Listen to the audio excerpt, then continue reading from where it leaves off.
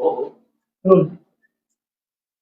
आज सर लोकसभेत निहाय चर्चा झाली आहे, काय नेमकी चर्चा आहे? राष्ट्रवादी काँग्रेस पक्षातील विदर्भातील खास करून गडचिरोली, रामटेक, वर्धा आणि अमरावती या लोकसभा मतदारसंघाच्या अनुषंगाने त्या भागातल्या कार्यकर्त्यांची गेले काही महिने सतत मागणी होती आणि त्यामुळे त्यांनाही बोलवून आज या लोकसभा मतदारसंघाची माहिती पक्षाने घेतली. तिथल्या सर्व कार्यकर्ते, माजी आमदार, आजी आमदार, तिथले सगळे प्रमुख नेते यांनी सगळ्यांनी येऊन या सर्व जागांची माहिती, तिथली राजकीय परिस्थिती ही आम्हाला दिलेली आहे. यामध्ये आपण बघितलं तर रामटेक आणि गडचिरोलीची जागा आहे ती काँग्रेस लढवते, रामटेक शिवसेना लढवते. तर तुमच्या पक्षांची मागणी आहे की ती जागा आमच्याकडे द्यावी अशा कार्यकर्त्यांची. आमच्या पक्षाच्या कार्यकर्त्यांनी अतिशय आग्रहानं ही भूमिका मांडलेली आहे. अमरावतीची जागा आहे त्या ठिकाणी मागच्या राष्ट्रवादी पुरस्कृत उमेदवार होता. अमरावती ही आमचीच जागा आहे. अमरावती आम्ही यापूर्वी लढवलेली जागा, लोकसभेची जागा आहे. मागच्या वेळी ती निवडून आलेली जागा आहे, पण त्या ठिकाणी काही तांत्रिक कारणामुळे आम्ही पाठिंबा दिला, पुरस्कृत केलं अपक्ष उमेदवाराला आणि त्या ठिकाणी राष्ट्रवादी काँग्रेस आणि काँग्रेस या त्यावेळच्या आघाडीतील दोन्ही पक्षांनी त्यांचं काम केलं आणि त्या निवडून आल्या. त्या आता पक्षात नाही आहेत किंवा पक्षाशी त्यांचा काही संबंध नाही, पण तिथले कार्यकर्ते मात्र आज ती जागा लढवण्याचा आग्रह करतात. सर, गडचिरोली आणि वर्धा या मतदारसंघामध्ये काँग्रेस पक्ष लढत आहे आणि काँग्रेस पक्षानेही जे त्यांचा सर्वे केलाय त्याच्यामध्ये त्यांना पुढे पाहायला मिळालाय. त्यामुळे तुम्ही त्या ठिकाणी जर क्लेम करत असाल तर मग काँग्रेस पक्षाला ती जागा सोडावी लागेल किंवा तुम्हाला सोडावी लागेल, यामध्ये कसं समजून? जागा संबंधातलं जे वाटप आहे त्याची चर्चा अजून व्हायची आहे.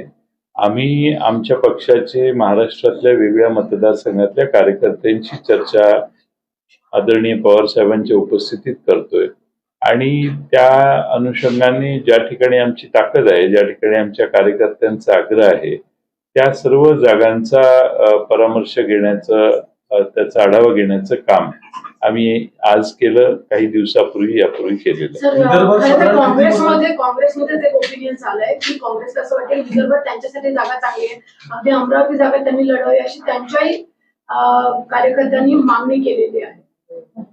ती मला त्याची माहिती नाही. विदर्भात राष्ट्रवादीला साधारण किती मतदारसंघ असे वाटतात की तुम्ही ताकद? नेहमी आपल्याला हे 4 लोकसभा मतदारसंघ बुलढाण्याचे यापूर्वीच आम्ही आढावा घेतलेला आहे. त्यामुळं या मतदारसंघातल्या कार्यकर्त्यांचा आग्रह आहे की आपण या मतदारसंघात निवडणूक लढवली पाहिजे. अमरावती मतदारसंघामध्ये राष्ट्रवादीने मागच्या जरी लढलं असेल, पण त्याचा जो जुना इतिहास आहे त्यामुळे त्या ठिकाणी शिवसेनेने प्रत्येक वेळी विजय मिळवला आहे. त्यामुळे शिवसेना त्या जागेवर पण क्लेम करेल. मग तुम्ही कसं म्हणतात की अमरावती जागेवर ही आमची जागा आहे? कारण लढताना शिवसेना आणि राष्ट्रवादी काँग्रेस पक्ष दोन्ही वेगवेगळे लढवते, आता एकत्र आहे. तुमच्या प्रश्नातच त्याचं उत्तर आहे की आम्ही पूर्वी हा मतदारसंघ लढवलेला आहे आणि विजयी झालेला आहे. ठीक आहे, आमचे उमेदवार जरी तिथून आमच्याबरोबर आज नसले तरी आमच्या पक्षाने तिथं विजय मिळवलेला आहे, ही वस्तुस्थिती आहे. सर, सध्या राज्यामध्ये जाहिरातीवरनं वाद झालेले आहेत. दोन्ही मुख्यमंत्री उपमुख्यमंत्री कोणाचं नेतृत्व काय करणार यावरनं सध्या वाद झालेत. आपण कशा पद्धतीने? परवा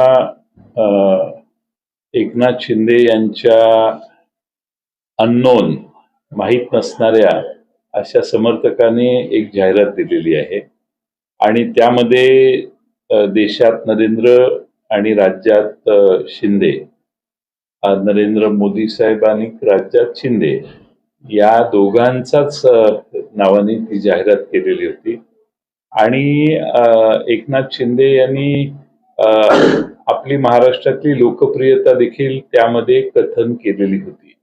त्यामुळे सगळ्यात लोकप्रिय नेते म्हणून एकनाथ शिंदे, त्यानंतर देवेंद्र फडणवीस, म्हणजे देवेंद्र फडणवीसांना त्यांनी आता मागे टाकलेलं आहे, हे त्यांचे जाहिरातीतून समोर आलेलं आहे. आणि मला असं वाटतं की त्याच्यामध्ये थोडेसे बहुतेक माझा असा अंदाज आहे की डोळे वटारण्यात आलेले असावेत आणि डोळे वटारल्यानंतर लगेच आज नवी जाहिरात आलेली आहे. त्यात दोन्ही पक्षाची चिन्ह आहेत आणि खाली एकनाथ शिंदे यांचे सर्व सहकारी यांचे फोटो आहेत.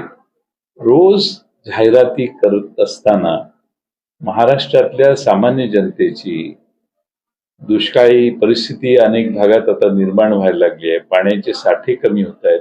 याबद्दल या सरकारला काही देणं घेणं नाही. वर्तमानपत्रात रोज सकाळी पहिल्या पानावर यांचीच दर्शनं महाराष्ट्रातल्या जनतेला घ्यावी लागतात आणि सतत लोकांना पहिल्या पानावर आणि टीव्हीवर सतत या सर्वांचे चेहरे पाहायला लागतात. त्यात काही हरकत नाही, आम्हाला त्याच्याबद्दल काही हे नाही.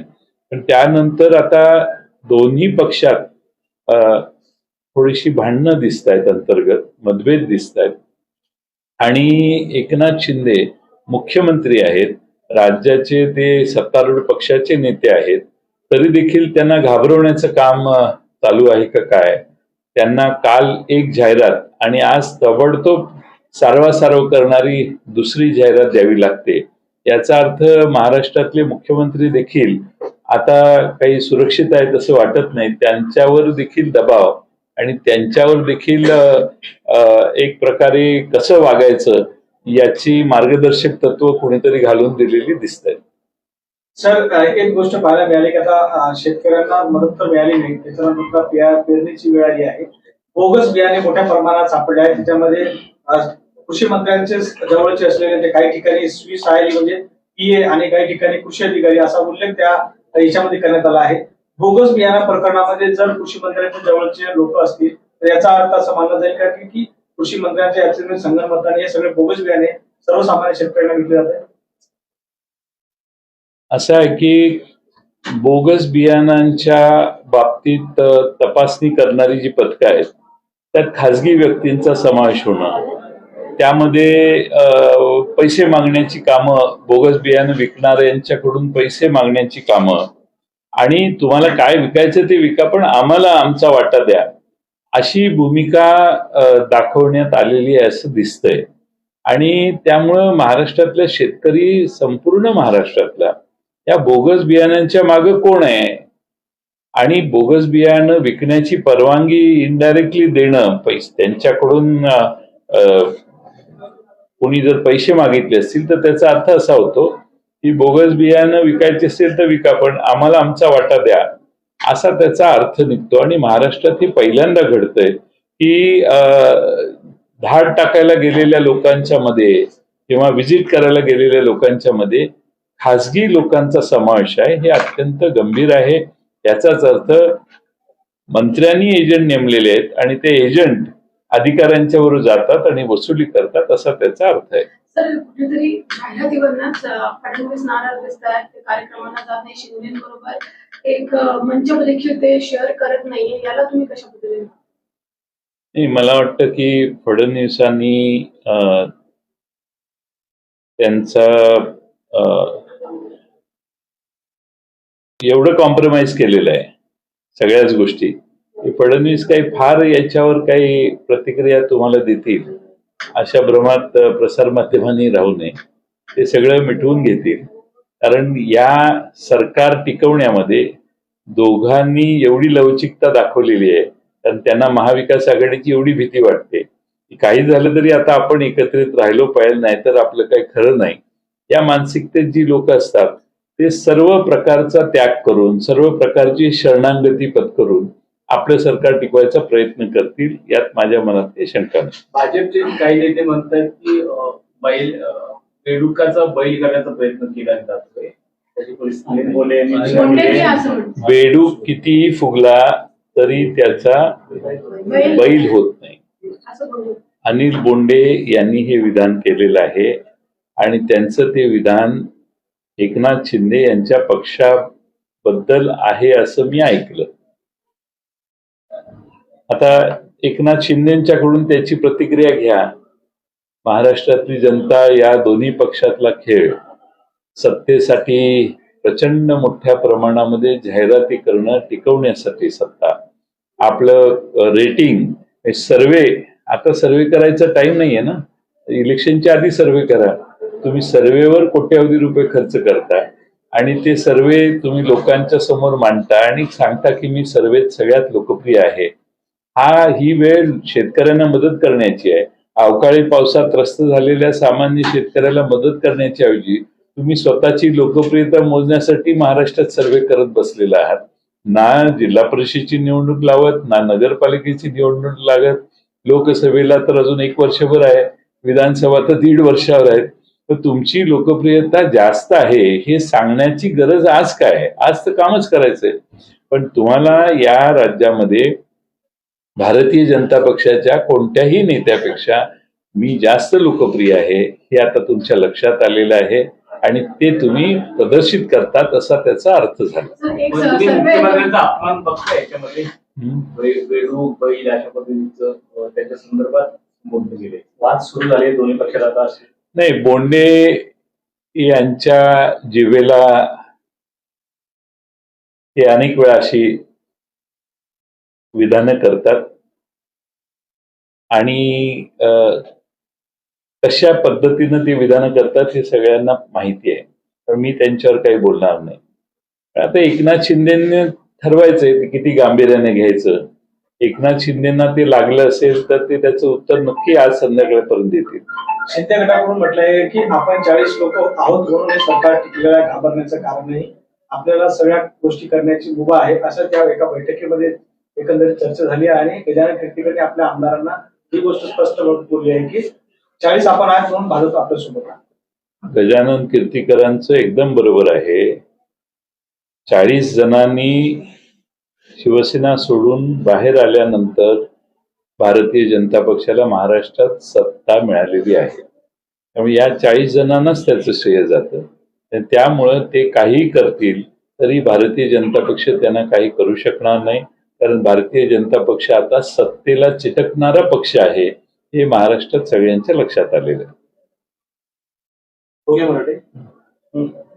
बड़े साहब सामने बड़े साहब किस तरह से देखते हैं एक दिन पहले कुछ अलग एडवर्टाइजमेंट और आज अलग एडवर्टाइजमेंट आनंद दिखे, फिर बालासाहब ठाकरे और 9 मंत्री इनके फोटो दिए गए हैं। क्या कुछ लगता है सिंधी की क्लास ली गई है बीजेपी के सेंट्रल नेताओं से? मुझे लगता है कल की जो फोटो थी, जो एडवर्टाइजमेंट थी, उसमें मोदी साहब का और शिंदे साहब का जिक्र किया था, बाकी किसी का फोटो नहीं था। और ये पहले बार हुआ है कि महाराष्ट्र में शिंदे साहब ने एक साहस बताया है कि महाराष्ट्र की तरफ से खुद अकेले का उनका फोटो था। और इसीलिए दूसरे लोग बार बार जो फोटो में आते हैं उनको बहुत बड़ा दुख हुआ होगा। रात भर जो भी बात हुई है, डांट पड़ी होगी उनको बड़ी, और डांट पड़ने के बाद आज सुबह हमने जब पेपर देखा तो फिर एक बार पहले फ्रंट पेज पे एकनाथ शिंदे साहब ने जो जिन लोगों ने उनको डांटा उन सारे लोगों के फोटो रखे और आज दूसरी एडवर्टाइजमेंट दी। मुझे लगता है कि इस हमारे महाराष्ट्र में भाजपा और शिंदे गुट के जो गठबंधन है उसमें कुछ सब आलबेल नहीं है, एक दूसरे से कंपटीशन चालू है। सरकार किसानों की समस्या की तरफ काम नहीं कर रही। महाराष्ट्र में बहुत अलग अलग चैलेंजेस अब बारिश न होने के कारण सामने आए हैं। सरकार उधर देख नहीं रही है, सरकार लोगों को बता रही है कि मैं कितना पॉपुलर हूं। तो हमारे महाराष्ट्र के मुख्यमंत्री कह रहे हैं कि सबसे पॉपुलर लीडर वो ही है और उससे कम पॉपुलर देवेंद्र फडणवीस है, ये उन्होंने परसों बताया। और उसके ऊपर जो डांट पड़ी उससे और एक नई एडवर्टाइजमेंट सामने आई। मुझे लगता है कि महाराष्ट्र में एडवर्टाइजमेंट का सिलसिला चालू है। काम करके लोगों की सेवा करने का कोई मकसद हमारे महाराष्ट्र में जो सत्ता पे बैठे लोग हैं उनके सामने नहीं है। क्या शिंदे का पद इन हालात पे लगता है किसी तरह से खतरे में पड़ सकता है मुख्यमंत्री का? शिंदे गुट के कारण ही भाजपा को महाराष्ट्र में सत्ता मिली है। तो मुझे नहीं लगता कि शिंदे गुट को बाजू में हटाने की साहस भाजपा में अभी है। और सारे प्रिंसिपल्स, सारे जो प्रिंसिपल्स रहते हैं जिसके बलबूते पे भाजपा कहती है कि हम काम करते हैं, वो सारे प्रिंसिपल्स उन्होंने भी छोड़े हैं और शिंदे गुट के पास से कोई प्रिंसिपल की अपेक्षा लोगों को नहीं है। देवेंद्र जी 2 दिनों से लगातार मुख्यमंत्री के साथ उनका दौरा है, कहीं पे भी उनके प्रोग्राम में नहीं जा रहे हैं, क्या लगता है? मतलब ये पहले एडवर्टाइजमेंट से ये नाराजगी, तो काफी नाराजगी हो गई है। आज दूसरी एडवर्टाइजमेंट आई है, शायद कल से वो तर पहिला एक सर्वे आला होता की महाविकास आघाडीचं पॉझिटिव्ह वातावरण आहे, मग शिंदेकडनं हा एक सर्वे आला की शिंदे मुख्यमंत्री म्हणून जास्त पुढे आहेत लोकप्रियतेनंतर उपमुख्यमंत्री फडणवीस आहेत. कशा पद्धतीने आपण बघतो? नाही, कसं आहे की या कोणती निवडणूक नसताना स्वतःची लोकप्रियता तपासण्याची गरज का, हा पहिला प्रश्न. दुसरा प्रश्न म्हणजे लोकप्रिय तुम्ही आहात कारण राज्याचे मुख्यमंत्री आहात, सगळ्यांनीच तुम्हाला पाठिंबा दिलेला आहे. त्यामुळे 105 अधिक 40 145 आमदारांचा पाठिंबा असणाऱ्या सगळ्या मतदारसंघातली लोकप्रियता रोज तपासण्यापेक्षा त्या मतदारसंघातल्या जनतेचे प्रश्न सोडवण्यासाठी थोडासा वेळ त्यांनी खर्च केला पाहिजे. आज शिंदे देवेंद्र फडणवीस यांच्यापेक्षा लोकप्रिय आहेत का नाही याच्याशी महाराष्ट्रातल्या जनतेचं काही देणं घेणं नाही. पण आता एकनाथ शिंदे साहेबांनी देवेंद्र फडणवीसांना ओव्हरटेक केले, ते बरेच पुढे गेलेले आहेत आणि देवेंद्र फडणवीसांची लोकप्रियता आता मागे राहिलेली आहे. ही परिस्थिती परवाच्या जाहिरातीतनं समोर आलेली. और साहब ये बात ये है कि महाराष्ट्र की जनता सब देख रही है जिस तरह से पैसे एडवर्टाइजमेंट किए जा रहे हैं, चुनाव के तारीख और दिन अभी तक दूर तक दिखाई नहीं दे रहे हैं, फिर भी इस तरह की एडवर्टाइजमेंट को क्या किस तरह से लिया जाए? नहीं, महाराष्ट्र के पिछले बजट में 1000 करोड़ का प्रावधान एडवर्टाइजमेंट के लिए किया गया है. 1000 कोटी 998 करोड़ की ऐसे कुछ तो राशि है. तो इतनी बड़ी 1000 करोड़ की राशि का प्रावधान करने का कारण ही ये है कि काम कम करो लेकिन एडवर्टाइजमेंट ज्यादा करो. टीवी पे होना चाहिए, सारे सोशल मीडिया पे होने चाहिए, रेडियो पे होना चाहिए. आज एफएम लगाइएंगे, आज मैं सुबह ट्रेन से उतरा और गाड़ी में एफएम लगाया तो शुरू करते ही एकनाथ शिंदे और देवेंद्र फडणवीस का नाम एडवर्टाइजमेंट में आया. यानी सरकार के काम कम है और एडवर्टाइजमेंट ज्यादा है. 2004 में ऐसी परिस्थिति देश में हुई थी कि बहुत बड़ी पैमाने पे अटल बिहारी वाजपेयी साहब के काम का एडवर्टाइजमेंट हुआ और लोगों को उसके ऊपर रिएक्शन लोगों का आया और लोगों ने उस सरकार को बाजू में रखा और कांग्रेस के यूपीए सरकार को चुन के दिया. मुझे लगता है कि इससे कुछ अनुभव के बाद में कुछ निष्कर्ष पे वो आते तो अच्छा होता, लेकिन मुझे नहीं लगता कि उस अनुभव से भाजपा कुछ सीखी है. उस समय वाजपेयी की सरकार को प्याज के दाम ने बहुत रुला दिया था, लगता है सरकार को रुला पाएगा? नहीं, हमारे महाराष्ट्र में जहां जहां प्याज लोग उगाते हैं वो किसान बहुत नाराज है. नासिक हो, मराठवाड़े का कुछ हिस्सा हो, खानदेश का कुछ हिस्सा हो, प्याज के कारण लोग नाराज है. हमारे कपास के लिए हमारे किसान नाराज है. सोयाबीन की भी रेट्स नीचे गए हैं. तो किसान कुछ इस सरकार की सराहना करते हुए कहीं भी महाराष्ट्र में दिखाई नहीं देते. Thank you.